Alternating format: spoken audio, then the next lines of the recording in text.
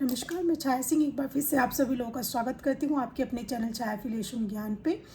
तो इस बीच बहुत ज़्यादा नैक एक्रीडेशन को लेके क्वायरी है। बेसिक चीज़ें ही लोगों को समझ में नहीं आ रही है कि नैक होता क्या है। तो मैंने सोचा क्यों ना छोटे मोटे, हालांकि नैक एक बहुत बड़ा प्रोसीजर है, टेक्निकल टर्म्स इसमें बहुत सारी होती हैं, फिर भी मैंने सोचा कि अपने तरीके से लोगों को समझाने का प्रयास किया जाए, क्योंकि इसमें कुछ ऐसे वर्ड्स हैं जो लोगों को समझ में नहीं आएंगे, चाहे मैं बैठ के यहाँ कितने भी क्लैरिफाई कर दूँ। तो इन शॉर्ट अपने लैंग्वेज में मैं समझाने की कोशिश करूँगी।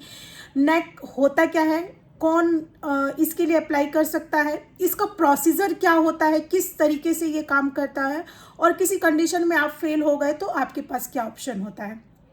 तो फर्स्ट ऑफ ऑल, जो नेक असेसमेंट है HEI के थ्रू होता है, जो कि कहीं ना कहीं किया इसलिए जाता है कि आपके कॉलेज का या फिर जो भी आपका ग्रुप ऑफ इंस्टीट्यूशन चल रहा है उसकी क्वालिटी को मेंटेन किया जा सके।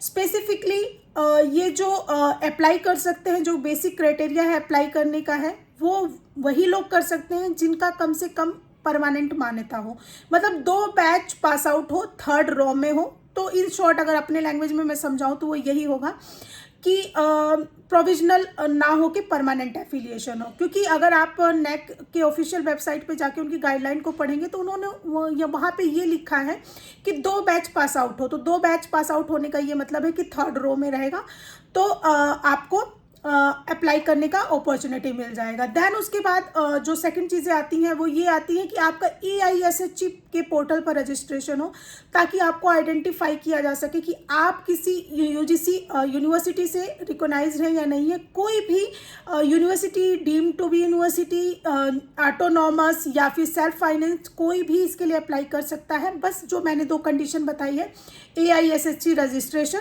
और परमानेंट एफिलिएशन, 2 चीज़ें अगर आपके पास है तो आप अप्लाई कर सकते हैं। देन उसके बाद इनका पैटर्न क्या है काम करने का। पैटर्न HEI, जैसे ही आप अप्लाई करते हैं नेक के HEI वेबसाइट पे, वो आपका रजिस्ट्रेशन लेने के बाद आपके 7 स्टेजेस में आपको इंस्पेक्ट करते हैं। 7 स्टेजेस कैसे होगा, कोई भी इंस्टीट्यूशन बनता है तो सबसे पहले उसका ज़मीन बिल्डिंग होता है। देन सेकंड पार्ट होता है उसका मेंटेनेंस, कि किस तरीके से कितनी बड़ी मैन पावर लगा के चीज़ों को मेंटेन किया जाता है।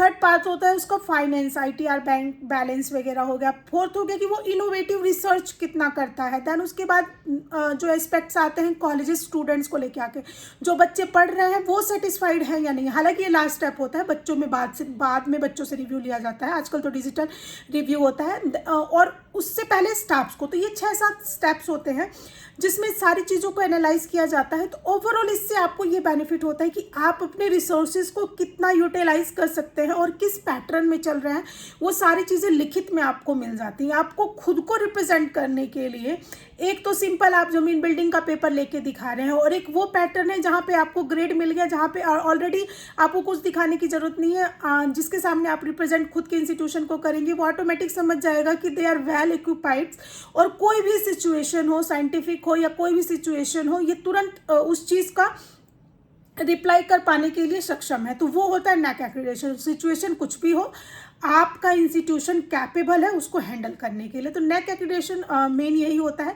चूंकि NCT ने पोर्टल खोला, उन्होंने नेक एक्रीडेशन मान दिया, तो एकदम से नेक एक्रीडेशन के लिए लोगों की लाइन लग गई है पूछने वालों की। देन मैंने आपको ये बोला किसी कंडीशन में अगर आप फेल हो जाते हैं तो क्या करेंगे। हालांकि ये जो 7 मैंने आपको स्टेप बताए, infrastructure, building, school, staff, finance, ये सारे स्टेप्स जो होते हैं, जब यहाँ पे असेसमेंट होने के बाद हर एक स्टेप में आपको एक ग्रेडिंग मिलती है। ग्रेडिंग का ये मतलब कि नंबर जिसको बोल सकते हैं, 10 में से 5 नंबर, 3 नंबर, 2 नंबर, यहाँ आपको 0 नंबर।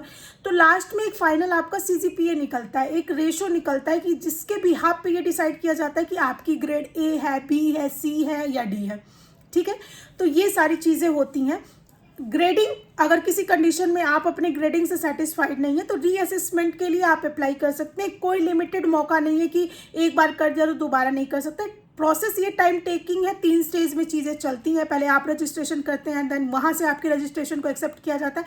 फॉर्मेलिटी बहुत लंबी है, टेक्निकल टर्म बहुत सारे हैं, AIII बहुत सारी चीज़ें हैं जिसको मैं एक्सप्लेन करूँगी तो बहुत सारे लोगों के सर के ऊपर से जाएगा। खैर वो बताना भी नहीं है मुझे। तो ओवरऑल सिंपल, अगर किसी कंडीशन में आपको लगता है कि आप अपना मतलब बहुत अच्छा रिस्पॉन्स नहीं दे पाए, तो चीज़ों को इम्प्रूव करके जो गैप एनालाइज में जो खुद के अंदर जो आपको कमियां दिखी है उसको एनालाइज करके आप रीअसेसमेंट के लिए डाल दीजिए। 50,000 के आसपास फीस लगेगी दोबारा आपकी, और आपका दोबारा से असेसमेंट लग जाएगा। तो आपकी क्वालिटी इम्प्रूव करते के साथ आपको रिजल्ट मिलेगा। तो हालांकि हर एक कॉलेज वाले जो खुद को सर्वाइव करके रखना चाहते हैं, न्यू एजुकेशन पॉलिसी के अकॉर्डिंग 2030 तक उनको नेक एक्रीडेशन करवा ही लेना है। तो आप जितनी जल्दी प्रोसेस में लगे उतना अच्छा है। 2030 में जाएंगे तो मुझे लगता है कि 90% फाइलें रिजेक्ट ही हो जाएंगी। तो बेटर ये है कि वर्कलोड बहुत ज़्यादा एक्सेस होने से पहले आप अपनी चीज़ों को कंप्लीट कर लें, ताकि 2-3 साल का जो आपको समय मिले। मान लीजिए ये फेल्यूर की सिचुएशन में मैंने बताया, मैंने ये नहीं बोला कि 2-3 साल लगेगा। किसी सिचुएशन में अगर आपको लगता है कि आप अपने ग्रेड से सेटिस्फाइड नहीं है, तो भी आपको काफ़ी समय मिलेगा खुद को इम्प्रूव करने का।